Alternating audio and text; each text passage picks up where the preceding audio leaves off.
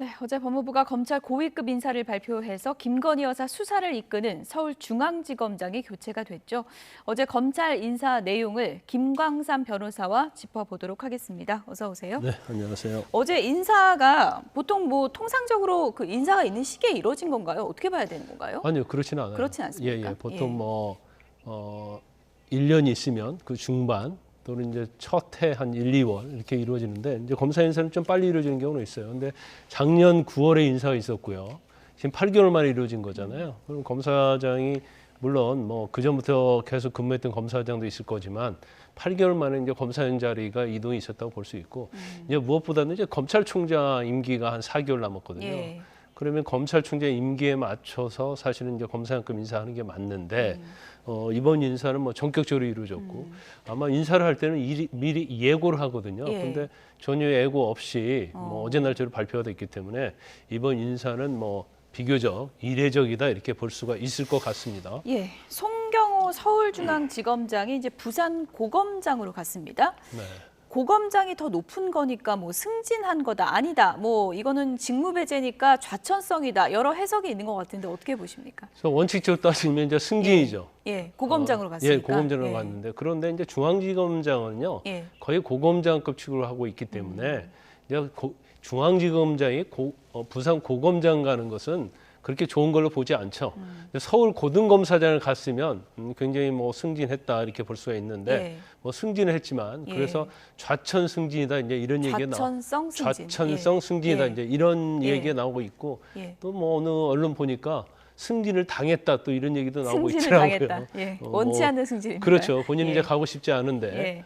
일단 정부에서 대통령실에서 일방적으로 했다 이런 의미를 보일 것 같습니다. 송경호 지검장이 보니까 임기가 2년 정도 지검장을 했더라고요. 서울중앙지검장을. 네네. 그러면 좀 오래됐어요. 좀 오래 한 건가요? 그래서 이제 바뀔 수는 있는데 이제 일반적으로 이제 지검장 인사를 할 때는 그 숫자가 그렇게 많은 건 아니거든요. 그래서 이제 같이 움직입니다. 그런데 이제 시점을 이렇게 잡았는데 여러 가지 김건희 여사와 관련된 수사 이런 것들과 관련해서 이제 말이 많은 거죠 현재.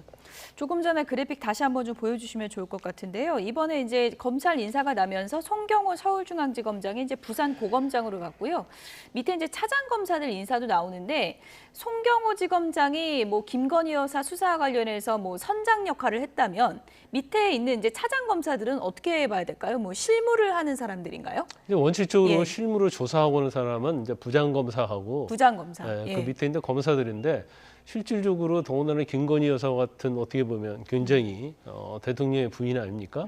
이런 사람을 조사하려고 하면 검사장, 그러니까 중앙지검장이랄지 차장 이런 걸 다 거쳐요. 그래서 논의가 이루어진 다음에 하는 것이지 실무진인 부장검사 차원에서 마음대로 할 수 있는 그런 상황은 아니거든요. 그래서 일단 지난 1월에 송경호 검사장이 도이치모터스 관련해서 김건희 여사를 이제 대면 조사해야 한다는 그런 의견을 또 필요를 했었고요. 근데 그와 관련해서 사실 이제 김창진 제1차장이 명품백과 관련된 수사를 하고 있고 그다음에 고영곤 차장이 4차장인데 도이치모터스 사건을 수사를 하고 있거든요. 그런데 이번에 서울중앙지검 차장 검사님까지 다 바뀌었기 때문에 이거 자체가 뭔가 김건희 여사와 관련된 수사에 영향을 미치려고 하는 게 아니냐 이런 논란이 있는 거죠. 예. 그러면 당장 그 1차장, 4차장은 공석인가요? 지금 아니면 다른 사람이 온 건가요? 근데 다른 사람이 왔는데 아직 정해지지 않았어요. 그래서 오늘 이윤석 검찰총장에게도 누가 맡게 되냐 그러니까 이제 그건 모르겠다 얘기를 하고 있거든요. 그래서 인사가 이제 16일자니까 이제 그 전에 이제 사무분담이라고 해서 1차장, 2차장, 3차장 이런 것들을 누가 분담하고 이제 그런 것들이 정해질 겁니다. 송경호 지검장 자리에는 이창수 지검장, 서울중앙지검장이 이제 발령이 났던데 이 자리에 올만한 사람인 건가요? 경력을 봤을 때는 일각에서는 찐윤이다 이렇게 또 구분을 하기도 하더라고요. 이제 상당히 이제 파격적이다 이렇게 볼 수 있어요. 파격적입니까? 아마 전주지검장이 서울중앙지검장으로 오는 사례는 있었는지 모르는데 제 기억으로는 없거든요. 많이 없습니다.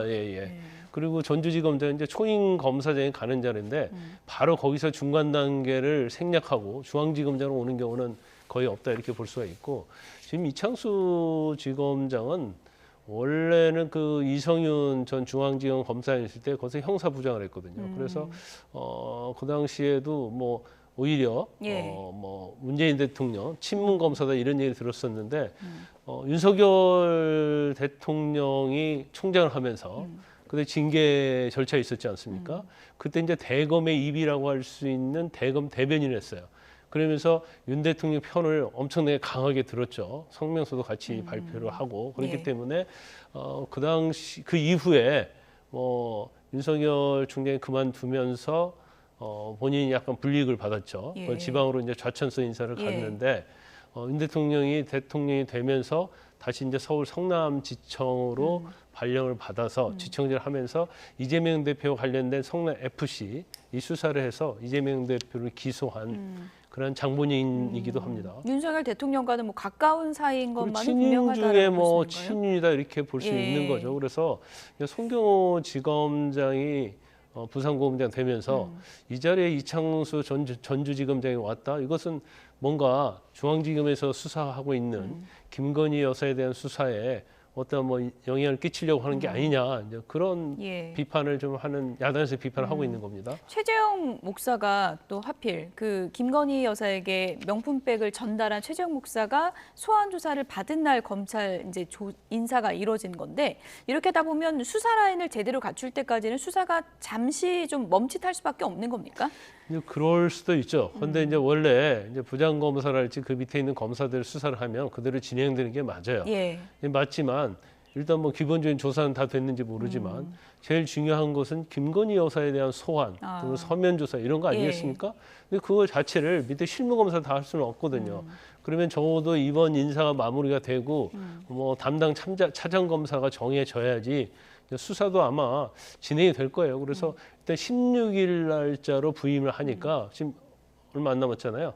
아마 그 이후에 뭐 수사는 계속 진행될 가능성이 큰데 수사가 어느 정도까지 진행될지 일단 제일 중요한 것은 김 여사에 관한 수사는 지금 디올백과 관련된 예. 명품 가방과 관련된 수사 하나가 있고요.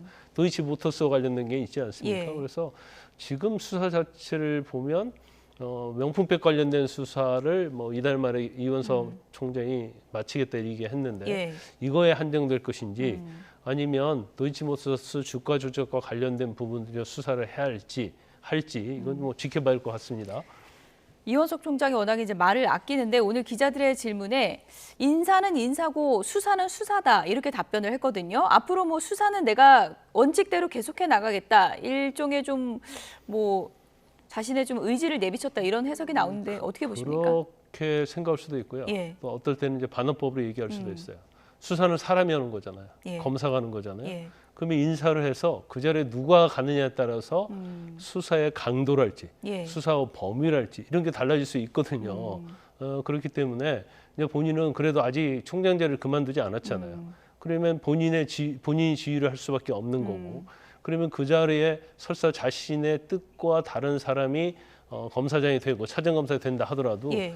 결국 검찰총장이 지휘하는 거 아니겠습니까? 그래서 아마 그 부분은 뭐 그런 점에서 인사가 됐다 하더라도 내가 검찰총장의 최종적 지휘자다. 내가 키를 잡고 있다. 그렇죠. 예. 그래서 뭐 지휘를 해서 수사를 하겠다 이제 그런 취지로 보이는데 예. 우리가 문정부 때도 사실 윤석열 총장이 있고요. 그 밑에 친문 검사들이 있어가지고 굉장히 수사를 하는데도 애를 먹고 서로 충돌이 많이 있었어요. 예. 그러면 뭐 이번에도 그런 가능성이 재현될 우려가 있는 거죠. 그러면 이번에 보임된 이창수 서울중앙지검장과 이원석 총장이 좀 갈등을 겪을 가능성도 있다. 이런 시나리오도 가능하다고 보시는 건가요? 그렇죠. 이제 수사와 관련, 예. 김건희 여사와 수사 관련해서는 갈등이 있을 수 있다는 거고요. 근데 제일 중요한 것은 아까 말씀드린 것처럼 수사 범위를 어떻게 할 것이냐가 중요할 거고요. 두 번째가 아마 대통령실도 가장 신경 쓰는 문제가 김건희 여사가 직접 소환 조사를 받느냐, 아니면 대면 조사를 받느냐, 예. 방문 조사를 받느냐, 예. 이제 선택 중에 세 개인데 예.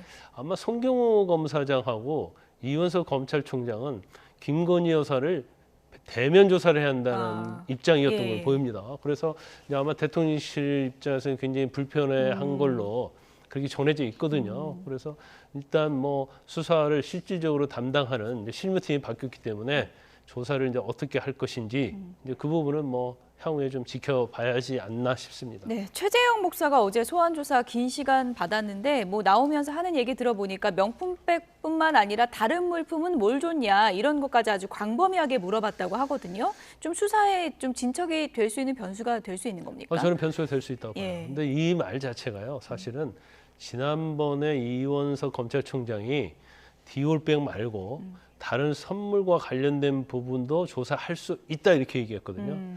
그런데 어제 이제 최 목사가 검찰에 출두하면서 비슷한 얘기를 한 거예요. 예. 그러니까 이거 어떻게 보면 이제 오버랩이 되는 거고, 그러면 김건희 여사에 대한 조사를 하는데 수사를 하고 있는데 단순히 디올백에 한정할 것이냐? 최재형 목사가 조사를 받으면서 자기가 봤던 내용이랄지 그런 것들을 이제 거짓이든 진실이든 이제 그대로 말했을 때는 또 그 부분을 조사하지 않을 수 없어요. 예. 조사를 안 하면 직무유기가 되는 거거든요. 그러면 디올백에 한정하지 않고 이제 수사 범위가 좀 더 넓어지는 게 아니냐. 이제 이런 뭐 추론도 해볼 수 있다 이렇게 봅니다. 예. 근데 어쨌든 뭐 김건희 여사 소환이든 뭐 조사든 어느 쪽이든 방향이 잡혀야 수사가 좀 마침표가 찍힐 텐데 이 부분과 관련해서도 아무래도 이원석 검찰총장이 임기가 이제 얼마 남지 않았기 때문에 고심이 클 수밖에 없겠습니다. 일단 오늘 이원석 총장의 모습을 보면 예. 인터뷰를 보면 일단 어제 인사에 대해서는 동의하지 않는 그런 생각을 하고 있는 긴 거죠. 침묵이 있었습니다. 그렇죠. 예. 그러면서 이건 잘못된 인사다 이렇게 예. 생각하고 있는 것 같아요. 일단은 김건희 여사와 관련된 수사팀이 다 교체가 됐고 두 번째는 이제 대검에 자기 참모들이 있거든요. 그런데 전에 윤석열 대통령 총장일 때도 마찬가지인데 참모를 다 잘라버리면 사실은 본인이 일하기가 굉장히 어렵고 예. 더군다나 밑에 있는 뭐 중앙지검장이랄지 중앙지검이 어떻게 보면 대검에 가장 지휘받을 사건이 많은데 예. 만약 서로 의견이 다르면 결국 식물총장이 되는 거예요. 그래서 본인 입장에서는 제가 볼 때는 좀 고민을 많이 할 가능성도 있다고 봐요. 그러니까 사퇴에 대한 고민도 있을 예. 것이고 그리고 그렇지 않고 나는 임기를 끝까지 지켜가겠다는 생각을 하면 앞으로 뭔가 대립되고 서로의 어떤 의견이 달라서 충돌하는 상황도 상당히 있을 수 있다. 임기 지키겠다는 거 아닙니까? 오늘 오늘 그 내용 멘트는요? 그런 것 같아요. 예. 그런데 아마 오늘 제가 볼 때는 고심을 좀 할 거라고 봐요. 오늘 물러날 가능성도 아직은 좀 남아 있다 그렇죠. 이렇게 본인 보시는 이제 소임을 거군요. 다하겠다고 했는데 예. 사실 이제 검찰총장은 임기가 2년이잖아요. 그런데 지금 임기 전에 이제 대통령 입장에서 아무리 마음에 안 든다 하더라도 내칠 수는 없거든요. 예. 그래서 불가피하게 임기까지 총장과 같이 하는 게 아니냐 이제 이런 생각을 할 수 있는데 사실 이번 인사를 보면 대통령 입장에서 이원석 총장의 임기까지 계속 가는 거에 대해서는 상당히 불편해할 수 있다. 예. 더군다나- 넉 달이지만. 그렇죠. 예. 더군다나 제일 중요한 것은 김건희 여사에 대한 수사가 진행이 되고 있기 때문에 오히려 이원석 총장의 어떠한 지시 태도가 예. 돌발 변수가 될 수 있는 여지가 있다는 거죠. 예. 어제 검찰 인사 그리고 수사에 어떤 파장을 미칠지 또 김광삼 변호사께서 검찰 출신이셔서 아주 날카로운 분석을 잘 들었고요. 오늘 나오신 김에 요즘에 캄보디아 사건에 대한 관심이 상당히 높기 때문에 이 부분도 좀 잠시 짚어보겠습니다. 용의자 한 명 또 붙잡혔더라고요. 이번에 또 캄보디아에서 붙잡힌 건데 어제 오늘 연이어서 이렇게 붙잡히는 거는 태국 경찰하고 좀 공조 수사가 잘 되고 있는 건가요? 그렇죠. 이제 공조수가 예. 잘 되고 있다고 볼 수가 있고요. 무엇보다도요. CCTV에 다 범인들, 용의자들이 다 나타났잖아요. 그래서 신원을 특정하는 데는 별 문제가 없었습니다. 그래서 이제 그 중에 한 명은 이제 한국에 귀국을 했기 때문에 뭐 재빨리 검거할 수 있었고요.